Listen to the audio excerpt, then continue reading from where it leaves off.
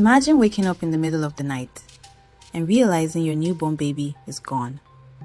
No broken door, no shattered window, no sound that woke you, just an empty cradle and silence. A young couple in Benin City would soon face every parent's worst nightmare. Their 3-day-old daughter had vanished without a trace. And days later, the mystery would begin to unravel, not because of a witness, but because of one tiny sock left behind in the dark. In the busy outskirts of Benin City, Nigeria, nights were usually calm. Generators hummed softly in the background. Street vendors packed away their stalls after long hours of work. Children finished their homework while parents prepared for another day ahead. It was the kind of neighborhood where everyone knew each other, where doors were rarely locked during the day, where people believed nothing truly terrible could happen. But that belief would be shattered one night, because from a small yellow house near the end of the street, a scream suddenly tore through the quiet. It was not the scream of anger. It was not the scream of surprise. It was the scream of a mother whose world had just collapsed. Inside that house lived Chioma and her husband Amaka. They were a young couple who had spent years praying for a child, and only 3 days earlier, their prayers had finally been answered. Their daughter had been born healthy, beautiful, perfect. For Chioma and Amaka, the baby represented everything they had hoped for. A new chapter, a new beginning. But that night, something impossible had happened. Their baby was gone. Earlier that evening, their house had been filled with celebration. Neighbors had come to greet the newborn. Some brought food. Others brought small gifts and prayers. Laughter filled the compound as people congratulated the proud parents. Amaka had held his daughter carefully, smiling in a way many people had never seen before. He looked like a man whose life had finally become complete. When the guests left, the house grew quiet again. Chioma placed the baby gently in a small wooden cradle beside their bed. Both parents were exhausted. Within minutes, they fell asleep. But sometime deep in the night, Chioma woke suddenly. At first, she didn't understand why. The room was dark. The generator outside hummed faintly. Everything seemed normal. Until she realized something strange. The room was too quiet. Her baby usually stirred every few hours, but now there was nothing. No breathing sounds, no tiny movements, just silence. Slowly, Chioma turned toward the cradle. The blanket was there, the pillow was there, but the baby was gone. Her scream shook the entire house. Within minutes, the compound was filled with people. Neighbors rushed in, some still wearing their nightclothes. Someone called the police. Amaka searched every corner of the house desperately. Under the bed, inside cupboards, behind doors, but the baby was nowhere. Even stranger, the doors were still locked. The windows were untouched. Nothing else had been stolen. No jewelry, no money, only the baby. It was as if someone had entered the house like a shadow and disappeared the same way. By morning, the entire neighborhood was buzzing with fear. Who could have taken the child, and why? Days passed with no answers. The police questioned neighbors. Search parties checked nearby streets. People whispered about strangers they had seen recently. Some claimed they had noticed a quiet young woman standing across the street days earlier, watching the house. Others said they had seen someone near the hospital when Chioma gave birth. But no one could identify the person clearly. Meanwhile, Amaka grew more furious with each passing day. Whenever the police visited, his voice trembled with anger. "Whoever did this must go to jail," he said. "They stole my child." To him, there was no explanation that could justify such cruelty. Then one morning, something small changed everything. A milk seller from a nearby shop arrived at the police station to report a theft. During the night, someone had tried to steal bottles of milk from his stall. When the seller confronted the thief, the person grabbed one bottle and ran.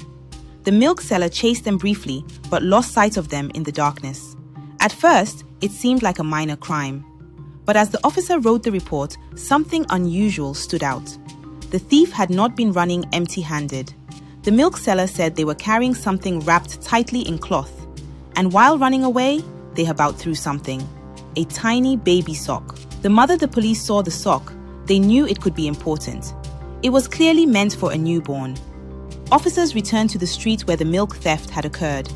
They searched the area carefully. Soon, they noticed faint footprints leading toward a group of unfinished buildings nearby. One of them stood out, a half-constructed structure with no windows, no doors, and no residents. Because the situation involved a newborn baby, the officers decided to proceed carefully. They contacted one of the midwives from the hospital where Chioma had given birth. If the baby had been missing for days, she might be weak, sick, or dangerously hungry. The midwife agreed to accompany them. Together, they approached the building quietly. Inside the dim building, the air was cold and dusty. The room was empty except for an old mattress on the floor, and sitting against the wall was a young girl. She was gently rocking a baby in her arms, Chioma's baby, alive, safe, unharmed. When the police entered, the girl did not scream. She did not run. She simply held the baby closer to her chest. The midwife stepped forward carefully and examined the child. The baby was hungry, but otherwise healthy. When the officers asked the girl why she had taken the child, she said nothing. The girl was taken to the police station. News spread quickly throughout the neighborhood. People gathered outside, whispering in shock, but no one reacted more strongly than Amaka. He was furious. "That girl must go to jail," he said angrily. "She kidnapped a newborn baby." To him, there was no excuse. What she had done was unforgivable. But when the hospital midwives heard the girl's name, they grew quiet because they recognized her. Her name was Amara, and months earlier, she had walked into that same hospital to give birth. Amara was only 16. She had fallen in love with an older boyfriend named Tunde. At first, he promised to take care of her, but over time, those promises turned into control. He forced her into a life she never wanted, a life where she had to sell her body so he could make money. By the time Amara discovered she was pregnant, she had nowhere else to go. Still, she kept the baby, because to her, that child meant hope, a chance to escape the life she had been trapped in. But when the baby was born, authorities intervened. Amara was underage. She had no safe home. Social services decided the baby could not stay with her.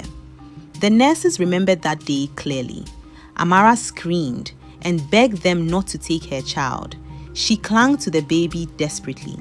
But eventually, the baby was taken away, and something inside her broke. When the midwives finished telling the story, the room fell silent. Emeka was still angry. "She committed a crime," he said firmly. "She must go to jail." But one of the midwives turned to Chioma. "How did you feel the night your baby disappeared?" she asked gently. Chioma's voice trembled. "It felt like my heart was being ripped out." The midwife nodded slowly. That is exactly how Amara felt the day her baby was taken. Two mothers, two broken hearts. One lost her baby for 3 days.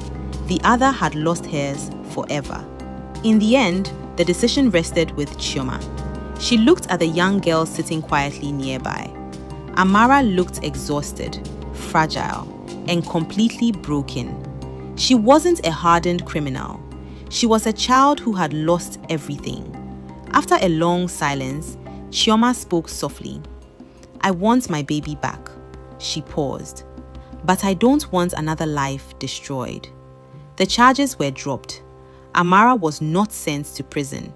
Instead, arrangements were made for counseling and support. Emeka never fully agreed with the decision. Even years later, he believed the girl should have faced punishment. But Chioma understood something he could not. Sometimes, the greatest crimes are not born from hatred. Sometimes, they are born from unbearable grief. And telling hardest thing a mother can do is forgive.